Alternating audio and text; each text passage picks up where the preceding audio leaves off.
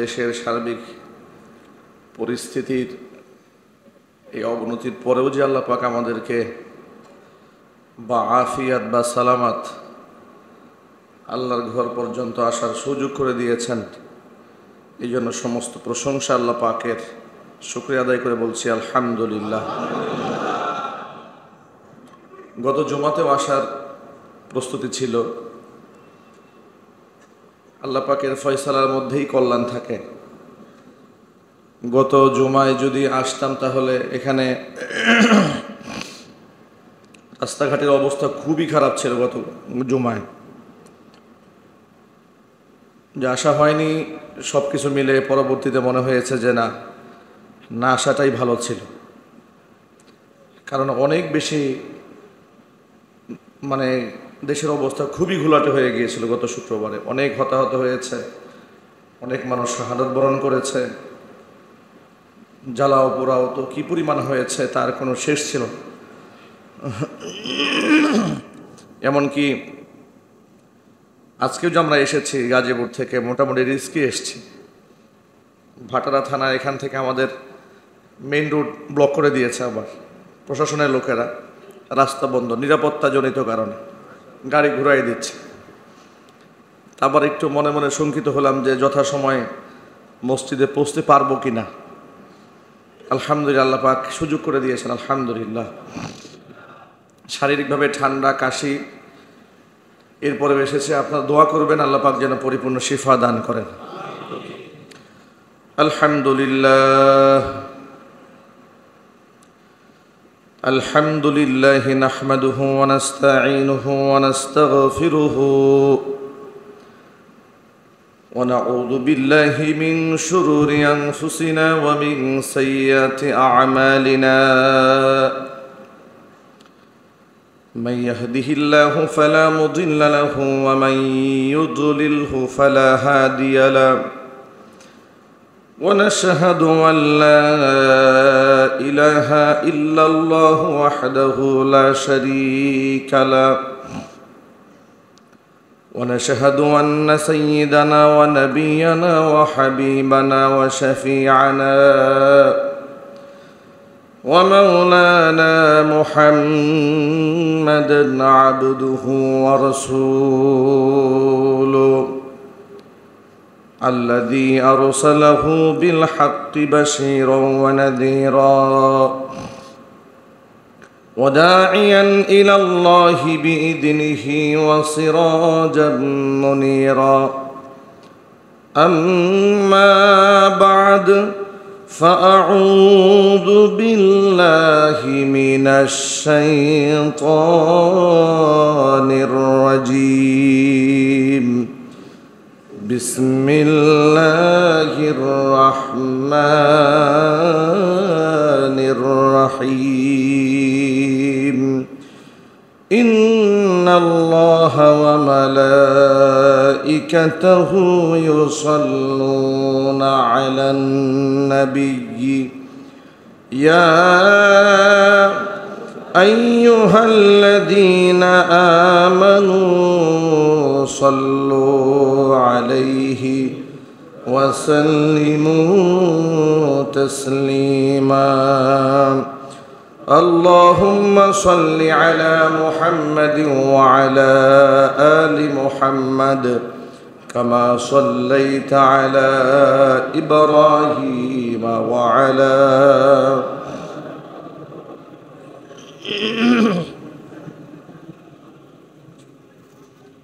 اللهم بارك على محمد وعلى آل محمد كما باركت على إبراهيم وعلى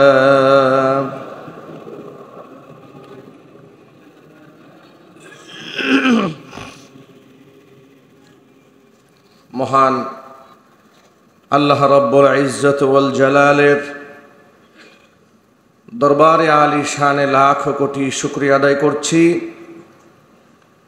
দেশের এই ক্লান্তি লগ্নে, দুর্যোগপূর্ণ মুহূর্তেও আল্লাহ পাক আমাদেরকে বা আফিয়াত বা সালামাত তার মহান হুকুম আদায় করার লক্ষ্যে যথাসময়ে তার ঘরে উপস্থিত হওয়ার তৌফিক দান করেছেন। হৃদয়ের সবটুকুন ভালোবাসা উজাড় করে শ্রদ্ধাজনিত কণ্ঠে মহান মনিবের শেখানো ভাষায় শুকরিয়া আদায় করছি। জবান ছেড়ে দিয়ে সকলে একযোগে বলছি আলহামদুলিল্লাহ। রব্বানা লাকাল হামদ হামদান কাসীরা তাইয়িবান মুবারাকান ফীহি। রব্বানা লাকাল হামদু কামা ইয়ানবাগি লিজালালি ওয়াজহিকা ওয়া আযীমি সুলতানিকা। আল্লাহ পাক আমাদের জিন্দগির গুনার খাতা মাফ করে দিন। আমাদের মারহুম আত্মীয় স্বজনের কবরে আযাব আল্লাহ পাক কিয়ামত পর্যন্ত বন্ধ করে দিন। কাল হাসরের কঠিন ময়দানে আজকের এই ইবাদত আল্লাহ পাক আমাদের সকলের নাজাতের জারিয়া হিসেবে কবুল করুন। ১৫০০ বছর আগে নবী করিম সাল্লাল্লাহু আলাইহি ওয়াসাল্লাম বলেছেন, কিতাবুল ফিতান অধ্যায়ে হাদিসটি বর্ণিত হয়েছে, কিয়ামতের আগে পৃথিবীতে এত বেশি ফিতনা বর্পা হবে, এত বেশি অরাজকতা গোটা পৃথিবীর মধ্যে সৃষ্টি হবে। একজন আরেকজনকে মারছে, হত্যা করছে, অবস্থা এমন হবে যিনি হত্যা করছে তিনিও জানেন না যাকে হত্যা করা হচ্ছে তাকে কেন হত্যা করছেন। যাকে হত্যা করা হয়েছে তিনিও জানবেন না যে কোন অপরাধে তাকে হত্যা করা হচ্ছে। এর বাস্তব প্রতিফলন বর্তমান সমাজ দৃষ্টি আমরা দেখতে পাচ্ছি, ঠিক কিনা বলেন? এই সমাজের অসংখ্য মাকতুল নিহত ব্যক্তি জানেন না কি অপরাধে তাকে হত্যা করা হয়েছে। আবার যিনি হত্যা করছেন তিনিও জানেন না তিনি কেন তাকে হত্যা করলেন। এই বক্তব্যটি নবী করিম সাল্লাল্লাহু আলাইহি ওয়াসাল্লাম দিয়েছেন ১৫০০ বছর আগে। কিতাবুল ফিতানে এই হাদিসটি বর্ণিত হয়েছে। সেই চরম ফিতনার মুহূর্তে আমরা পড়ে গেছি। আল্লাহর কাছে আমরা সাহায্য প্রার্থনা করছি। আল্লাহ পাক যেন ঈমান আমল নিয়ে বেঁচে থাকার তৌফিক আমাদেরকে দান করেন। যে ধর্মে অন্যায়ভাবে একটা কুকুরও হত্যা করা যায় না, একটা বিড়াল হত্যা করা যায় না, যে ধর্ম আমাদেরকে এমন সহিষ্ণু জাতি বানিয়েছে, সহনশীল বানিয়ে দিয়েছে, যে কাউকে আঘাত করা যায় না, কোরআন বিধান দিয়েছে ওয়াল জুরুহা কিসাস, কাউকে আঘাত করলে রাষ্ট্রীয় আইনে সমপরিমাণ আঘাত, সমতুল্য আঘাত তাকে ফিরিয়ে দেওয়া হবে। ওয়াকাতাবনা আলাইহিম ফিহা আন্নান নাফসা বিন নাফসি ওয়াল আইনা বিল আইনি ওয়াল উযুনা বিল উযুনি ওয়াল আনফা বিল আনফি। কোরআনে কারীমের মধ্যে আল্লাহ পাক সূরা মাইদার মধ্যে খুব বিস্তারিত বলেছেন আল্লাহ পাকের লিখিত আইন মানুষের উপরে। জানের বদলা জান, চোখের বদলা চোখ, কানের বদলা কান, দাঁতের বদলা দাঁত, আঘাতের বদলে সমপরিমাণ আঘাত। সাম্য ইনসাফ পৃথিবীতে প্রতিষ্ঠার লক্ষ্যে আল্লাহ পাক এই বিধান দিয়েছেন। এমনকি মানুষ হত্যা করা কত বড় জঘন্যতম গুনাহ আমি আমার বয়ানে বহুবার বলেছি আপনাদের সামনে। মানুষ হত্যা করা কত বড় অন্যায় এবং অপরাধ। হত্যা তো অনেক বড় ব্যাপার। কোরআন বলেছে মান কাতালা নাফসাম বিগাইরি নাফসিন আও ফাসাদিন ফিল আরদি, অন্যায়ভাবে কেউ যদি এই পৃথিবীতে কোনো ব্যক্তিকে হত্যা করে, ফাকাআন্নামা কাতালান নাসা জামিআ, সেজন্য একজন মানুষকে খুন করেনি, গোটা পৃথিবীর সমস্ত মানুষকে সেজন্য খুন করে দিয়েছে। ওয়ামান আহইয়াহা, কোনো ব্যক্তি যদি কোনো মানুষকে বাঁচিয়ে দেয়, ফাকান্নামা আহইয়ান নাস জামিআ, সে যেন গোটা জগতের সমস্ত মানুষকে প্রাণে বাঁচিয়ে দিল। এটা মানুষের জীবনের মূল্য আল্লাহর কাছে কত বেশি, কত মূল্য মানুষের। হাত্তাকে জিহাদের ময়দানে সাহাবায়ে কেরাম জিহাদ পরিচালনা করছেন, সম্মুখ বাহিনীর শত্রুর সাথে লড়াই চলছে। এমন সময় শত্রু সাহাবীর সামনে এসে বলে ফেলল, লা ইলাহা ইল্লাল্লাহ মুহাম্মাদুর রাসূলুল্লাহ সাল্লাল্লাহু আলাইহি ওয়াসাল্লাম। এই কালিমা বলার পরেও সাহাবী তাকে টুকরা করে দিয়েছে। নবী করিম সাল্লাল্লাহু আলাইহি ওয়াসাল্লামের সামনে ঘটনার বিবরণ দেওয়া হলে, তার ব্যাপারে যখন নালিশ করা হলো, আল্লাহর হাবিব সাল্লাল্লাহু আলাইহি ওয়াসাল্লাম বললেন, তুমি তাকে হত্যা করলে কেন? তিনি বলেন, হে আল্লাহর রাসূল, সে তো কাফের, আমার সাথে লড়াই করতে এসেছে। যখন সে হেরে যাচ্ছে, যখন দেখলো সে আমার সাথে পেরে উঠছে না, ধরাশয় হয়ে যাচ্ছে, তখন সে জান বাঁচাবার জন্য কালিমা পড়েছে। আসলেই তার কালিমা ইসলামের জন্য হয়নি। নবী করিম সাল্লাল্লাহু আলাইহি ওয়াসাল্লাম কি বলেছিলেন জানেন? হাল্লা শাকাক্তা কলবাহু, তুমি কি তার অন্তরটা চিরে দেখেছিলে? কোন নিয়তে সে কালিমা পড়েছিল? তুমি যে বললে জান বাঁচাবার জন্য সে কালিমা পড়েছে। হাল্লা শাকাক্তা কলবা, তুমি তার অন্তর ফিরে দেখেছিলে? এ কথা বলার পরে নবী করিম সাল্লাল্লাহু আলাইহি ওয়াসাল্লামের মুখ থেকে এই কথা শোনার পর থেকে এই সাহাবী মৃত্যু পর্যন্ত শুধু চোখের পানি ছেড়ে কেঁদেছেন আর আল্লাহর কাছে বলেছেন যে, হে আল্লাহ, আমি তো আসলেই তার অন্তর বিদীর্ণ করে দেখিনি কোন নিয়তে সে কালিমা পড়েছিল। আমি আল্লাহর কাছে কি জবাব দেব? কাল হাসরের ময়দানে এই মানুষ হত্যা করার দায়ে আমি আল্লাহর কাছে কত বড় আসামি হয়ে যাব। সুতরাং মানুষ হত্যা করা কত বড় জঘন্য অপরাধ। আজকে আমার আপনার কাছে, আজকে এই দেশের মানুষের কাছে মানুষ হত্যা করা একেবারেই খেলনার পুতুলের মতো হয়েছে।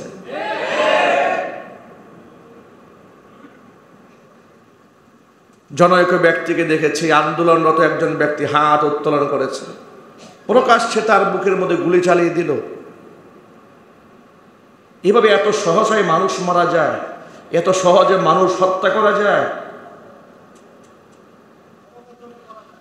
আমার প্রিয় ভাইয়েরা, নবী করিম সাল্লাল্লাহু আলাইহি ওয়াসাল্লাম বলেছেন, সিনফানি মিন আহলিন নার লাম আরাহুমা, জাহান্নামের দুইটা শ্রেণী যাদেরকে আমি মুহাম্মদ সাল্লাল্লাহু আলাইহি ওয়াসাল্লাম দেখি নাই, ওরা আমার জামানায় আসে নাই, ওরা আসবে কিয়ামতের আগে পৃথিবীতে। দুইটা শ্রেণী, সিনফানি মিন আহলিন নার, এক হচ্ছে নারী আর এক হচ্ছে পুরুষ। যে পুরুষগুলা জাহান্নামী হবে কিয়ামতের আগে, যাদের আবির্ভাব ঘটবে, আমি যাদের আচরণ দেখিনি, এই পাপিষ্ঠ লোকদের খাসলাত হচ্ছে রিজালুম বিআইদিহিম সিয়াতুন কাআদনাবিল বাকার ইয়াদরিবুনা বিহান নাস। এই সময় এমন কিছু মানুষ পৃথিবীতে আসবে যাদের হাতে গরুর লেজের মতো লাঠি থাকবে। অন্যায়ভাবে লোকদেরকে তারা পিটাবে, তারা মারবে। মুহাদ্দিসিনে কেরাম এই পুরুষদের দুইটা ব্যাখ্যা করেছেন।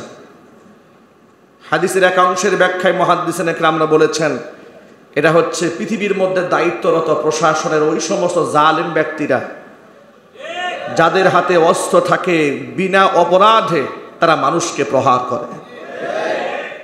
মুহাদ্দিসদের দ্বিতীয় ব্যাখ্যা হচ্ছে, শুধুমাত্র দায়িত্বশীল প্রশাসনিক ব্যক্তিবর্গ নয়, প্রশাসনের মধ্যে ভালো মানুষ আছে না? কথা বলেন না আপনারা? খারাপ যেমন আছে, ভালো আছে। শুধুমাত্র প্রশাসনিক দায়িত্বশীল ব্যক্তি উদ্দেশ্য নয়। হাদিসের মধ্যে যেহেতু আল্লাহ নবী ব্যাখ্যা করে বলেন নাই, এর ব্যাখ্যা হচ্ছে এই পৃথিবীর মধ্যে যত জালেম আছে, স্বৈরাচার আছে, যারা যে সমস্ত পুরুষরা মানুষের উপর টর্চার করে, শারীরিক নির্যাতন চালায়, নবী করিম সাল্লাল্লাহু আলাইহি ওয়াসাল্লাম সমস্ত ব্যক্তিদেরকে উদ্দেশ্য করে কথা বলেছেন যে ইয়াদরিবুনা বিহান নাস, যে লাঠি দিয়ে তারা মানুষদেরকে প্রহার করবে। আজকে ওই সমস্ত অন্যায়কারী অপরাধী ব্যক্তি যারা হত্যাযজ্ঞ চালায়, ধ্বংসযজ্ঞ চালায়, এক একজনকে জিজ্ঞেস করলে বলা হয় যে 500 টাকার বিনিময়ে তারা আগুন লাগিয়ে দিয়েছে, 500 টাকার বিনিময়ে মানুষ হত্যা করছে। কথা বলতে হবে, ঠিক কিনা? এদের ব্যাপারে নবী করিম সাল্লাল্লাহু আলাইহি ওয়াসাল্লাম কি বলেছেন? পরে আল্লাহর হাবিব বলছেন। দ্বিতীয় নাম্বার হলো নিসাউন কাসিয়াতুন আরিয়াতুন মুমিলাতুন মাইলাতুন। এরকম পুরুষের পাশাপাশি এমন কিছু নারীদের আবির্ভাব ঘটবে দুনিয়াতে। নিসাউন এমন নারী, কাসিয়াতুন আরিয়াতুন যারা পোশাক পরেও তারা উলঙ্গ হয়ে থেকে যাবে। এমন ফিলফিলে পাতলা পোশাক পরবে, অঙ্গ প্রত্যঙ্গের ভাঁজ ফুটে উঠবে, অথবা এত টাইট ফিট জামা পরবে নারীদের অঙ্গ প্রত্যঙ্গ পরপুরুষ বাহির থেকে দেখতে পাবে। এদের আরো কিছু খাসলাত আছে। রুউসুহুন্না কাআসনিমাতিল বুখতিল মাইলা, এদের মাথার হেয়ার স্টাইল থাকবে উটের কুজের মতো উঁচা, পার্লারিং করে মাথার চুলগুলা খুপা বেঁধে একেবারে তালুর মধ্যে বসিয়ে দেওয়া হবে। এরপর মুমিলাতুন মাইলাতুন, তারা পরপুরুষকে নিজেদের প্রতি আকৃষ্ট করবে, নিজেরাও পরপুরুষের দিকে ঝুঁকে যাবে। এমন নারী বাংলাদেশে মনে হয় খুঁজেই পাওয়া যাচ্ছে না। একটু জোরে বলতে হবে, আছে না নাই? নবী করিম সাল্লাল্লাহু আলাইহি সাল্লাম বলেছেন, এই শ্রেণীর পুরুষ আর এই শ্রেণীর নারী এরা লা ইয়াদখুলনাল জান্নাতা ওয়ালা ইয়াজিদিনা রিহাহা, এরা জান্নাতে তো ঢুকবেই না, জান্নাতের খুশবু পর্যন্ত এরা নাকের মধ্যে পাবে না। ওয়া ইন্না রিহাহা লা তুজাদু মিন মাসিরাতি কাদা ওয়া কাদা, অথচ জান্নাতের খুশবু পাওয়া যাবে এত এত মাইল দূর থেকে। অন্য একটি বর্ণনার মধ্যে এসছে ওয়া ইন্না রিহাহা লা তুজাদু মিন মাসিরাতি 40 আমা, 40 বছরের দূরত্বের পথ থেকে জান্নাতবাসী জান্নাতের খুশবু নাকের মধ্যে পেতে থাকবেন। অথচ এই সমস্ত নারী আর এই সমস্ত পুরুষ তারা জান্নাতে যাবে দূরের কথা, জান্নাতের খুশবু পর্যন্ত নাকের মধ্যে পাবেন।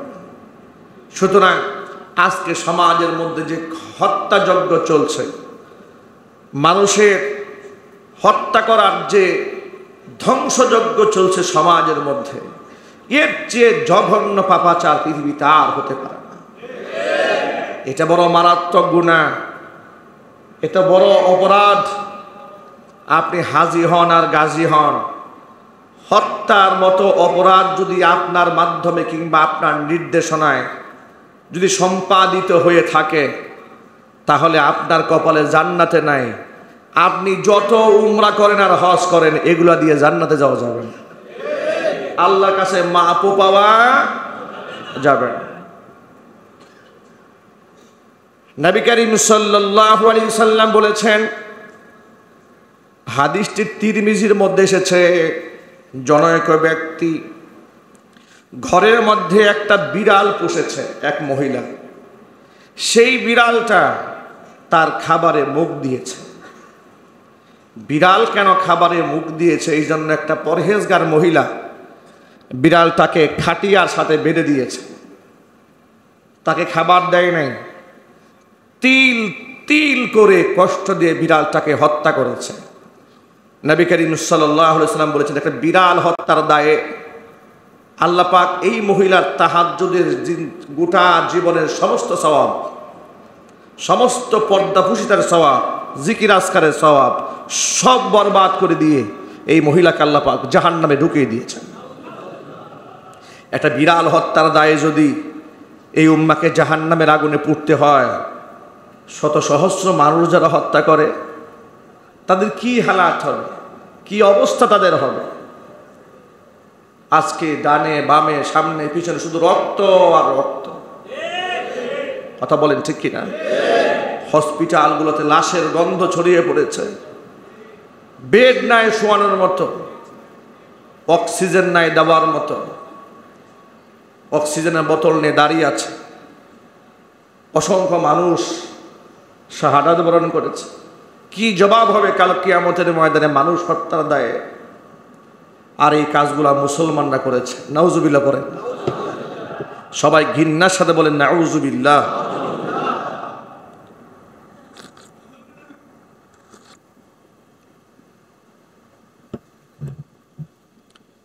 ইমানদার বান্দা কখনো অন্যায় হত্যার সাথে নিজেকে জড়াবে না। আমরা আমাদের সন্তানদেরকে এই আদর্শ দিয়েই বড় করব যে আমরা অন্যায় হত্যাকারীকে সাপোর্ট করি না, অন্যায় হত্যাকারীকে আমরা সমর্থন দেই না, নিজেও কর্মকাণ্ডে জড়াই না। তবে দেশ, সমাজ, রাষ্ট্র, ঈমান, কোরআন এবং সুন্নাহর জন্য জীবন বিলিয়ে দিতে প্রস্তুত আছে। কথা বলেন ঠিক কি না? সেখানে সওয়াব আছে।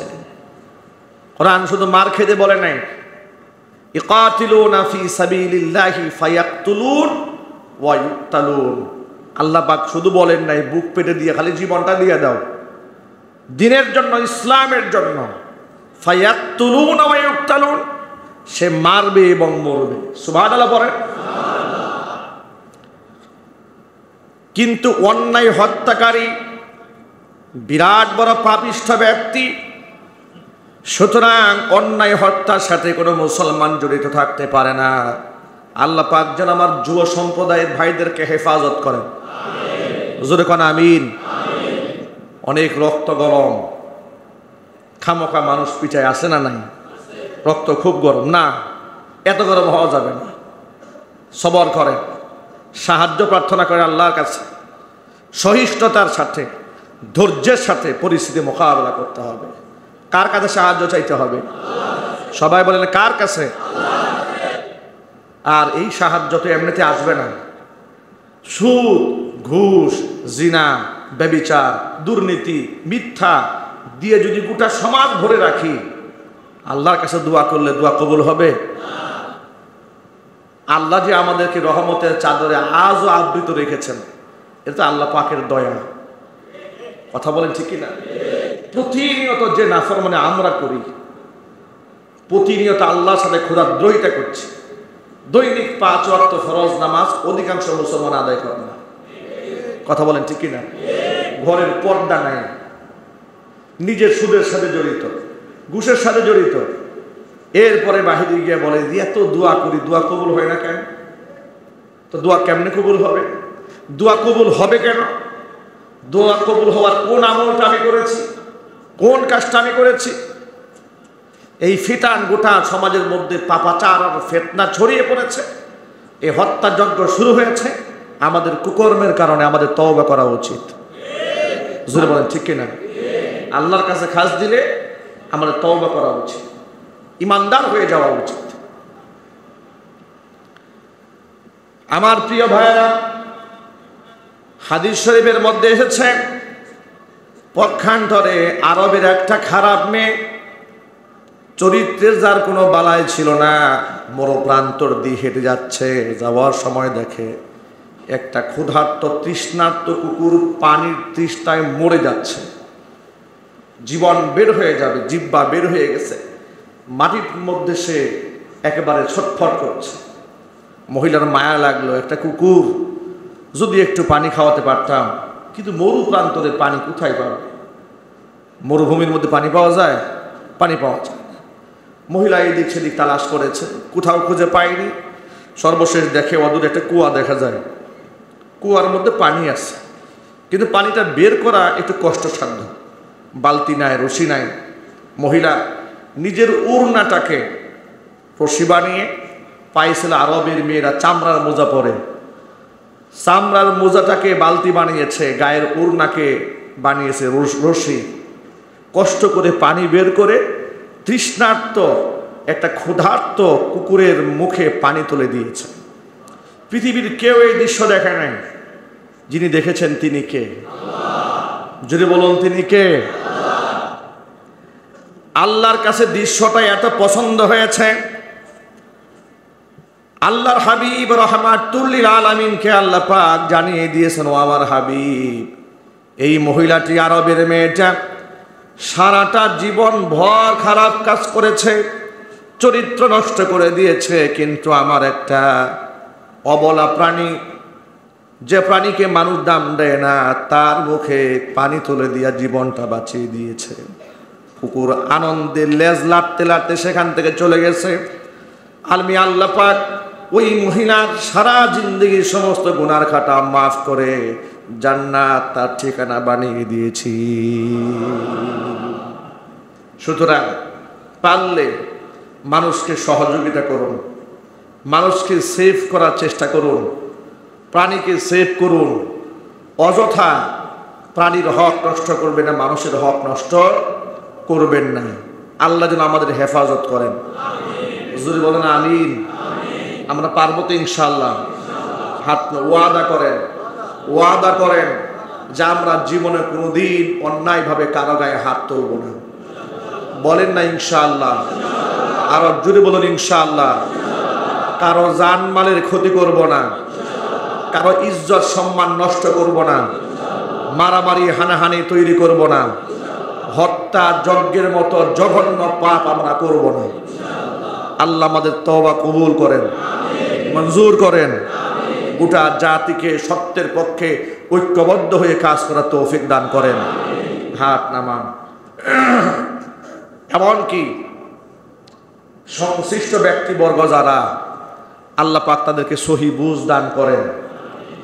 এই অরাজকতা পরিস্থিতি কেন সৃষ্টি হয়, যাদের জন্য তৈরি হয়, যারা উস্কানি দেয়, যারা এই হত্যার জন্য দায়ী, যারা সমাজের মধ্যে বিশৃঙ্খলা তৈরি করে, আল্লাহ যেন তাদেরকে হেদায়েত দান করেন।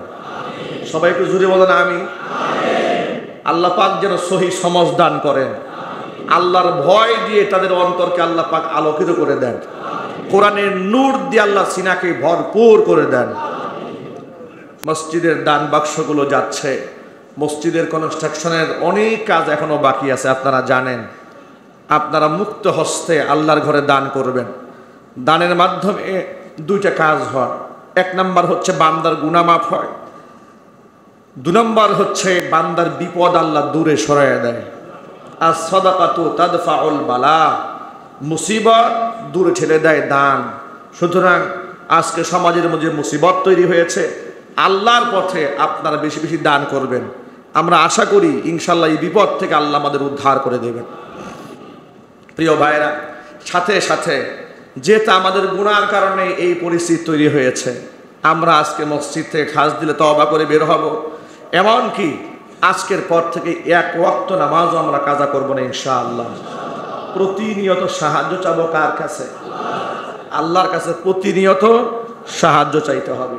আমরা একটা অভ্যাস করতে পারি, প্রত্যেক সোমবার এবং বৃহস্পতিবার রোজা রাখার একটা অভ্যাস করে ফেলতে পারি।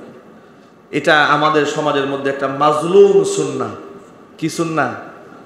যদি বলেন মাজলুম এবং মাতরুক, পরিত্যক্ত এবং খুব মাজলুম। এই যে সুন্নাহর উপরে খুব জুলুম করা হচ্ছে।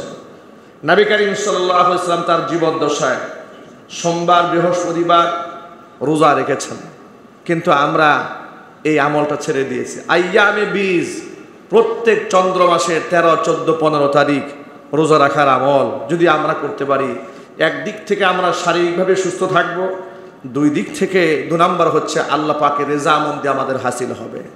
প্রত্যেক সপ্তাহে 2 বার ফেরেশতারা বান্দার আমল নামা আল্লাহর কাছে নিয়ে যায়, বৃহস্পতিবার আর সোমবারে। যদি আমি বৃহস্পতিবার রোজা রাখা অবস্থায় থাকি, সোমবার দিন রোজা রাখা অবস্থায় থাকি, ফেরেশতা এমনভাবে আল্লাহর কাছে আমল উঠায় ধরবেন, তুলে ধরবেন, যেদিন আমি রোজা রাখা অবস্থায় থাকব। সুবহানাল্লাহ বলেন। আমরা কি পারবো না ইনশাআল্লাহ? আল্লাহ যেন কবুল করেন। হুজুর বলেন আমিন। সাথে সাথে রোজা একদিক থেকে শারীরিকভাবে সুস্থ রাখে, দুই দিক থেকে রোজা মানুষের শাহওয়াতকে দমন করে। মানুষের মধ্যে হিংস্রতা আছে, রোজা এগুলাকে একেবারে নির্মূল করে দেয়। রোজা মানুষের রাগকে নিয়ন্ত্রণ করে, যৌবনকে নিয়ন্ত্রণ করে এবং পাশবিক চরিত্রকে দমন করার জন্য রোজা বিরাট ভূমিকা পালন করে। সুতরাং সমাজের মধ্যে যে পশুত্ব আমরা সৃষ্টি করেছি, এই পশুত্ব থেকে বের হয়ে আসার ক্ষেত্রে রোজাটাও আমাদের বড় সহায়ক ভূমিকা হিসেবে কাজ করতে পারে। তাহলে আজকে থেকে আমরা একটা ওয়াদা করলাম, আজকের পর থেকে 5 ওয়াক্ত ফরজ নামাজ ইনশাল্লাহ কেউ কাজা করব না। কেউ কাজা করব? বাদ দেব? কয় ওয়াক্ত হবে নামাজ? সাথে সাথে আমরা রোজা রাখবো ইনশাল্লাহ। সপ্তাহে কয় দিন? কিবার কিবার? পারবো তো ইনশাল্লাহ? অভ্যাস করি। প্রাথমিক পর্যায়ে 2 দিন না পারলাম 1 দিন করি, পর্যায়ক্রমে আমরা বাড়াবো। প্রত্যেক চন্দ্র মাসে 13, 14, 15 3 দিন আমরা রোজা রাখবো। আল্লাহ তুমি আমাদের কবুল করো। সুতরাং অন্যায় হত্যার ব্যাপারে কথা বলছিলাম।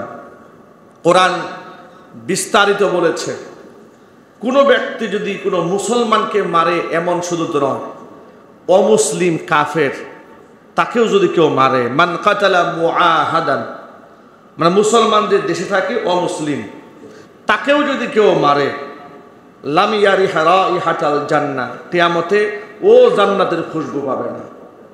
চিন্তা করা যায়, যেখানে একটা অমুসলিমকে হত্যা করা যায় না, অমুসলিমকে মারা যায় না, আর সেই জায়গায় মুসলমান কি করে আরেক মুসলমানকে হত্যা করে? হত্যা বড় জঘন্য পাপ। আল্লাহ তুমি এই হত্যা থেকে আমাদেরকে হেফাজত করো। প্রিয় ভাইয়েরা আমার, নবী করিম সাল্লাল্লাহু আলাইহি সাল্লাম বলেছেন, এই দুনিয়ার মধ্যে মানুষ হত্যা করা হচ্ছে কুফরি সমতুল্য গুনাহ। নাউজুবিল্লাহ বলেন। মানুষ হত্যা করা, কাতলুন নাফস, মানুষকে হত্যা করা, এটা কুফরি সমতুল্য গুনাহ। সুতরাং এই হত্যাযজ্ঞের সাথে কোনো মুসলমানের কোনো প্রকারের সম্পর্ক থাকতে পারে না। এই তালিম সন্তানকে দেবেন। যে সন্তানরা আজকে সন্ত্রাসী কর্মকাণ্ড করে, লাঠিয়াল বাহিনী হয়ে, অন্যের লাঠিয়াল বাহিনী হয়ে মারে মরে, তাদেরকে বুঝাবেন এটা আমাদের জিন্দেগি নয়। কোরআন সুন্নাহ আমাদেরকে এগুলো শেখায় নাই। আমাদেরকে আদর্শ মানুষ হতে হবে। এই দুনিয়ায় তো আমাদের জন্য শেষ না। আচ্ছা, আপনারা একটা জিনিস চিন্তা করেন তো, পৃথিবীর কোনো অন্যায়কারী ব্যক্তির সহযোগিতা করতে গিয়ে যে লোকটা মারা গেল অন্যায় করতে গিয়া, খাসিরাত দুনিয়া ওয়াল আখিরা, তার দুনিয়াও শেষ, আখিরাতে কিছু আছে? আখিরাতও শেষ।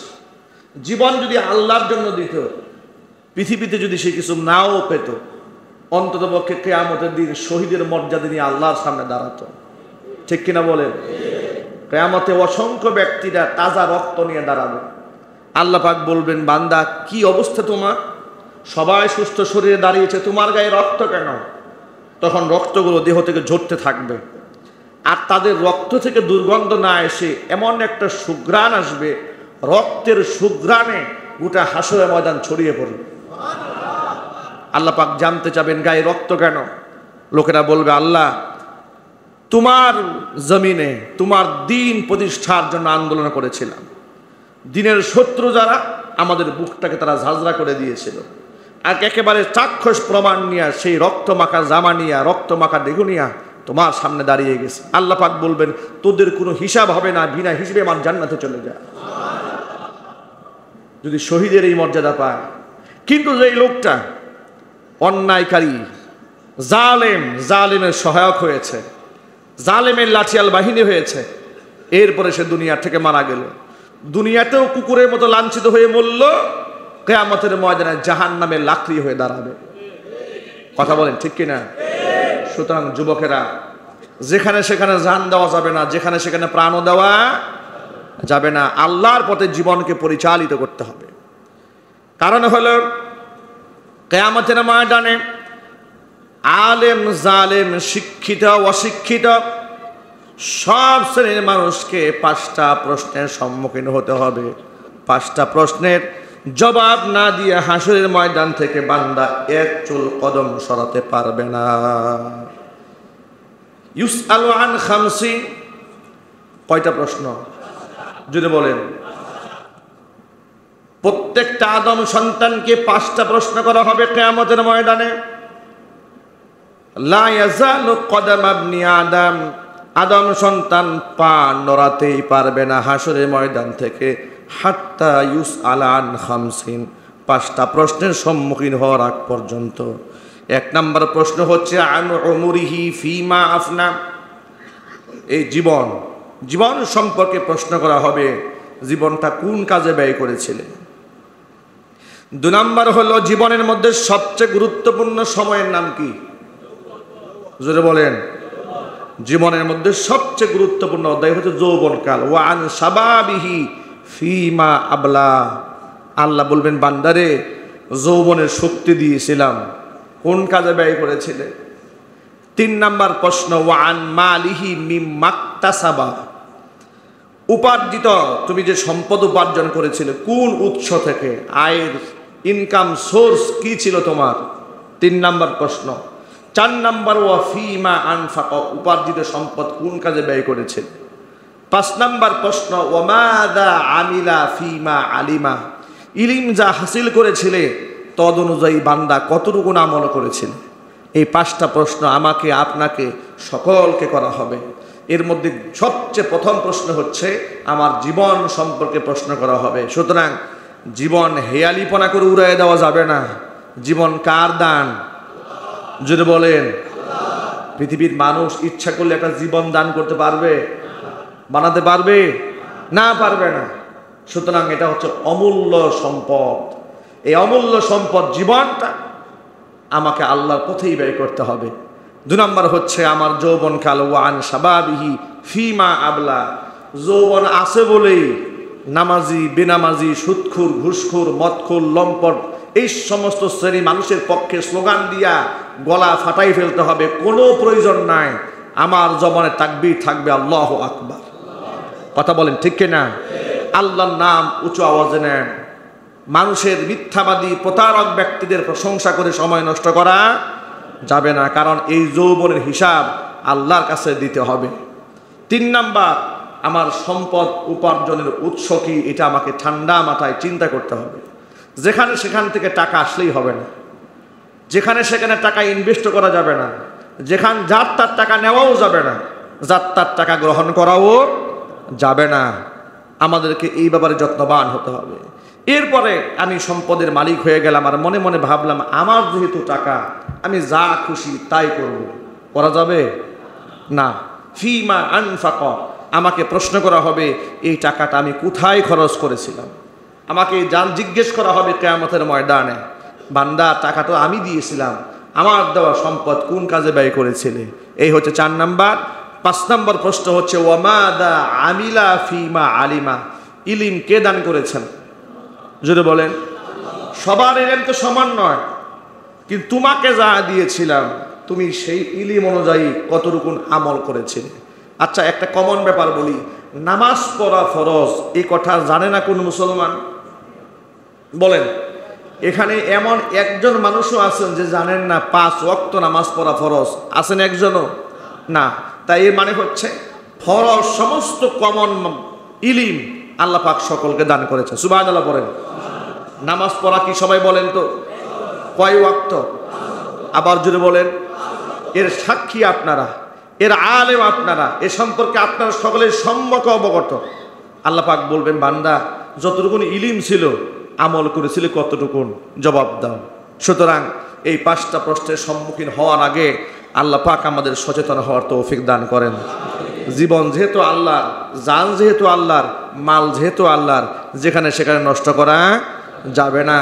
আল্লাহ, তুমি ওই সমস্ত ব্যক্তি যারা মানুষ হত্যা করে, খুন খারাপি করে, লুটতরাজি করে, মাস্তানি করে, জেনা বদমাশি করে, ওই সমস্ত ব্যক্তিদের কাতার থেকে আমাদেরকে তুমি হেফাজত করো। ও আখিরু দাওয়ানা আনিল হামদুলিল্লাহি রাব্বিল